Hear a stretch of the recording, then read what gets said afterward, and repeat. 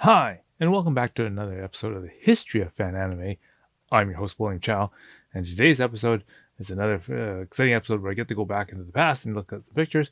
Today's topic is going to be San Diego Comic Con 2004. Okay, now I've just recently met up with one of my friends that was on the trip, and we discussed some of the things and some of the memories that we had on that in that trip. And so I was not going to be able to use too much of the audio that was used in the hub because just we were in a restaurant and I was just using it as to sort of take notes and that kind of stuff and physical reminders of stuff. So can't use too much of that for the interview or anything like that. But it gives me an indication. I did remember that we did trade our cameras and all the different pictures and that stuff that was in the cameras, so that we're able to do some of that. So I'll show you some of that kind of stuff in this particular video. All right. So again, before we begin, don't forget to go down below, click like, and click subscribe. But about 60% of you are already subscribed, and I really appreciate that. And again, hopefully the rest of you, I hope I've earned your subscription, and you go hit that red button, subscribe, and also maybe click that notification bell, because obviously YouTube is starting to get better on recommending my videos now. But for the mass majority, you won't know when I release videos until you get that notification ring. All right, so go ahead and do that. Anyway, so the year is 2004, and this is one of the times that we got to go down to San Diego for a trip down to the Comic Con. And this year, we I knew I had from the previous year bought the tickets to go to San Diego Comic Con. So I definitely, from 2003, I definitely knew that I wanted to come back for 2004. Now I knew that it was going to be sort of a last moment. I didn't have the same people that was going on, and and so we decided, oh look, let's grab gather some friends, and then just sort of we'll go down together. Okay. And so anyway, I got some pictures and I got a little bit of audio, and I'll go over some of the stories that would go there, and and I'll explain some of them as that. And I think there's probably enough for a couple episodes here of some of the material that I got. So yeah, we'll go back a little in the past and see what it was like to go to San Diego Comic Con during the height of anime, the anime boom, shall we say? All right, so let's begin.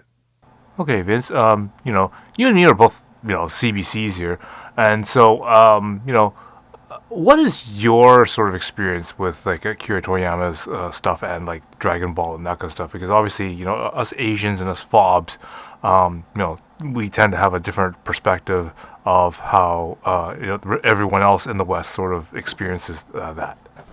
So this is kind of like my Dragon Ball story from like high school. Um, so when I got into high school, like no one really knew each other and everything like that. I met a guy in my homeroom, and he liked anime and stuff like that. And he said, "Oh yeah, hey, there's like this Japanese kid. He's got like Dragon Ball episodes. He gets cassettes and everything like that, because his cousin is in Japan while he's in Canada, and he gets them like shipped off, and he goes back and forth every single like summer, and then like his locker's just down there, and everything like that. So during break time, I'm like, hey, are you like so like, and then like he's like, yeah. I'm like, oh, so and so told me about you. Do you have any copies of like Dragon Ball I can borrow from you? So he's like, yeah. So then he like lends me just cassettes of Dragon Ball back then. So this is like 93, and no subs, no nothing, straight Dragon Ball. So the arc that he like lent me was the Cell arc, like Cell to Perfect Cell. And then so I was like watching it. It was like crazy, and like over the years, like we've become like really like close friends. Like I still talk to him like almost every day and everything like that. But he was a big source of like anime for me, because like I was watching it, and even though I didn't understand like it, that was one of my first like anime instances. So I watched like the whole Cell arc, Perfect Cell and everything like that. It was like great. I understood like there's like so many fillers back and forth. Like literally episodes of like Yeah. and then it was like oh there's like a next thing, and then like Did you always have to constantly ask him like, this is part I don't understand what happened? no it was all fighting. So Yeah, it's all okay. fighting. So Yeah. we kind of just knew, and then we got up to the perfect the Boo arc. So then like Boo, okay, yeah. okay. He only had up to when it was Fat Boo. He didn't have like Kid Boo and then afterwards. So after that, like I stopped watching it until it got translated to like YTV and everything like that. And that's when like I knew of how the original story of Zed came about. But in the meantime, that's when I ran into like you, and the first thing I got from you was the Street Fighter movie because my buddy, one of my close friends also, he said that you had like the movie and you had Street Fighter animated movie, and I got it from you. It was untranslated, unsubbed, and everything. Like I watched it, it was amazing, and that's how that was actually my deep foray into like one of my anime origin stories, so to speak. And then it's kind of funny. From that, I got like recommendations from you, and I went to your store a whole bunch of times. Your first store, which was by the Hasty Market, everything, right? Yep, Yeah. That was your first store, and then in turn, like my Japanese buddy, I got Initial D from you. So like back then I was into cars, but he wasn't into cars yet. Yeah. So then like I was like, oh hey, I'm watching this show about cars and everything, about racing, Japan. It's like oh really like I like it. Like so oh yeah, let me borrow it. So then like I let him borrow my copies of Initial D that I got from you, and he got super into it. And actually, it's because of Initial D that we both have a mutual thing of like cars. We both like even to this day we talk about cars and everything like that. And that's how he kind of got into cars. So for us, the main bond is like Street Fighter, King of Fighters, Dragon Ball, and Initial D. That's like kind of like our mainstay of our friendship. And then like it's so his passing, like I have to say Akira Toriyama is like he made this friendship, because if it wasn't for Dragon Ball Z, I would have never met my Japanese friend. I would have never watched like that Perfect Cell arc.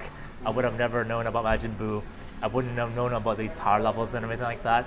So like, I'm really indebted to that, and it's just kind of funny that it was just kind of like random. Oh hey, that kid has like Dragon Ball tapes. You can just ask him and borrow from, and he was like cool with that. Yeah. My story is pretty much the same kind of idea because it's kind of funny. Because growing up here, right? Our parents always go down and go shopping, down in Chinatown and whatnot, and they'd pick up stuff whatever because they think you need it or whatever. Right?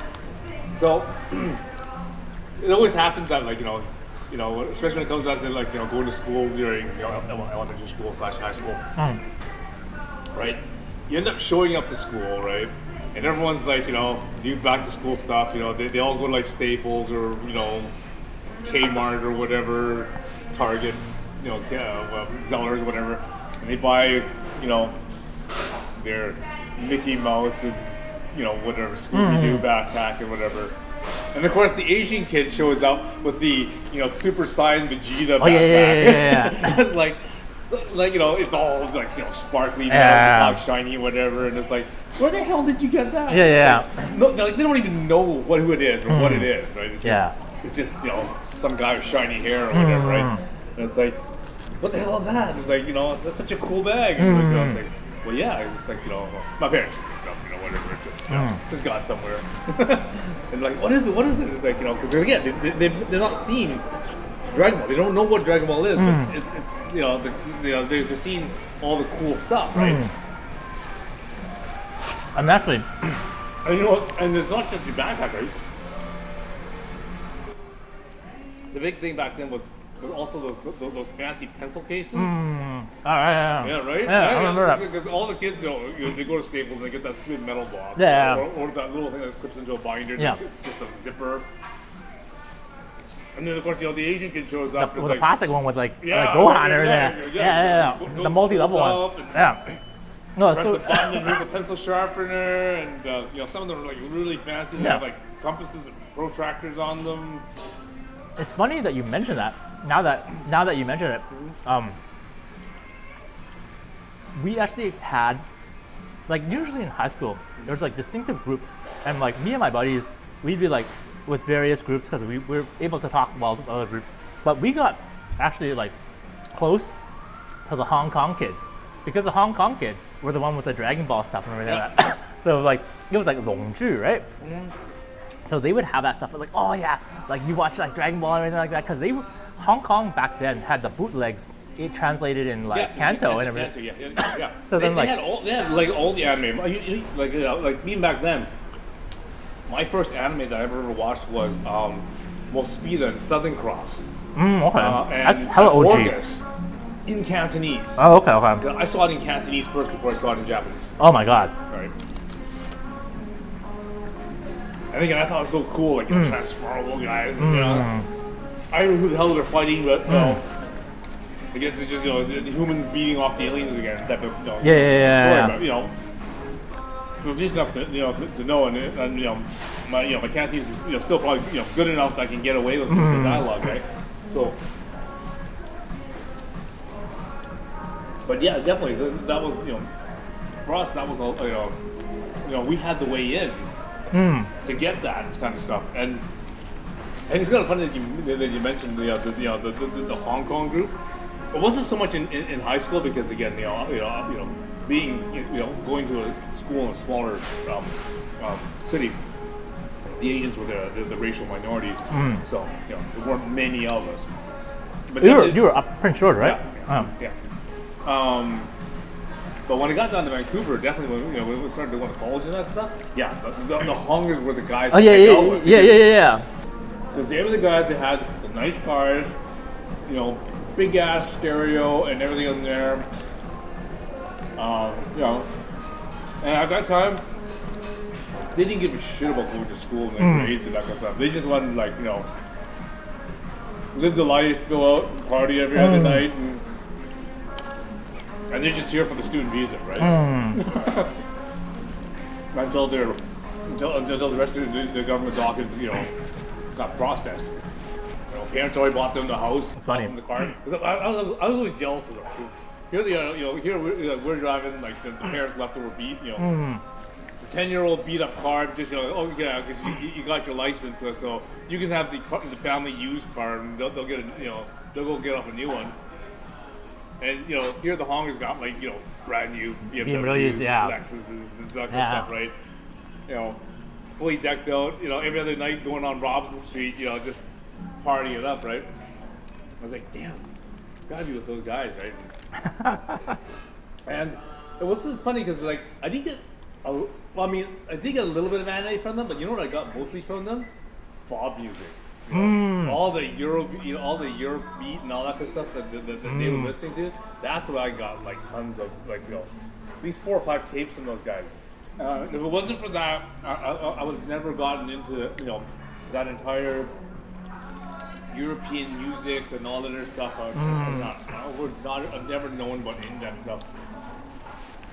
And that's probably why later on I was such a fan of super European music, all the Initial D music and that kind of stuff. Because that was literally all those guys that they were listening to. It's like, I remember this stuff. This is that guy, and of course I didn't know who it was or what it was until much later in time, when we got Shazam and SoundCloud and all this stuff to actually identify the songs for me, and I realized, that's the same artist that was that song that I have on this cassette, which I never knew what the name was. You know what? Now that you bring that up, it's kind of interesting when you bring Hong Kong into it. At that time, grade 9 and grade 8, what was super prevalent, of course you remember, was bootleg VCDs and everything like that. and yeah. the Hong Kong Yeah. movie scene was like super booming and everything like that. So then like the main thing was like, Young and Dangerous, Guac right? Like that was like super popular. And then like, how like Hong Kong actors, they're not just actors, they're also like singers and everything as well too. Yeah. But So, the yeah, entertainer. yeah. So I then mean, like, even Jackie Chan. Right? Yeah, Martial artist, yeah. but yeah, sure, he'll sing a song. yeah, right? exactly. Yeah. So that's what kind of semi got me into Canto music. I wasn't like super big into it, but like at least like I recognized like the actresses that were singing that were also in movies as well too. So that kind of was like their time because like at that time the Hong Kong movie scene, they had like a really like big budget. This is before '97, of course. Back in the 80s, 90s, they spent a lot of money making pretty good films. Yeah. And series and stuff. Like, yeah. I know because my parents, they did the same thing. They had people that they knew down in Vancouver and in Hong Kong, and they'd send them tapes of all the TV shows and that kind of stuff. Like they'd have full sets of Yeah. I think one of my favorite ones I remember watching was Chiwang. The two brothers who want to go against each other, but they want to kind of beat each other by gambling in different games of different sorts. I think I've heard of it. Yeah. But that's intense, man. It's funny how it all kind of came together. Yeah. And like, But yes, but like you, not only did I get a lot of the music and that kind of stuff from the the Canto movies and TV shows that I've watched, right? But it's also a lot of stuff that that our parents listened to, right? Because I remember at that time, a lot of the very most popular singers and that kind of stuff were like Anita Mui and Leslie Chan and Andy Alan Tam and all that stuff.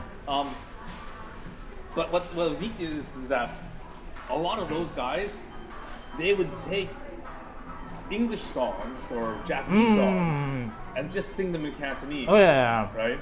Because one of my favorite songs that I like that Alan Tam does is Red Wine. okay. Which is done by Uncle Chidai in Japan. And it's just really.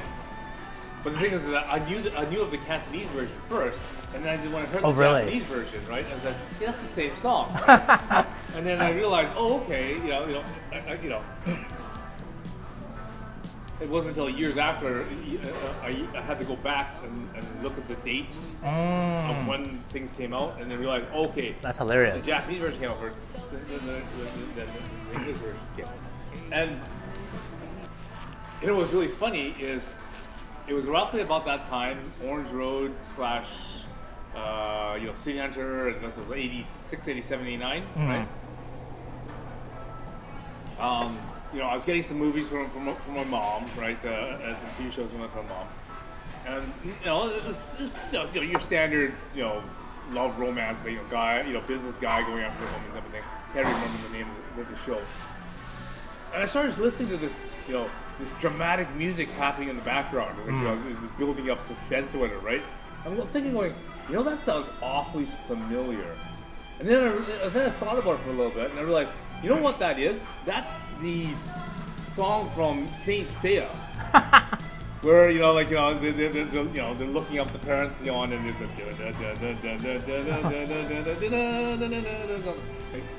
and it goes, oh wait, that's exactly Saint Seiya, man. They took the soundtrack from that and put it into this Canto show, right? And I thought it was absolutely hilarious.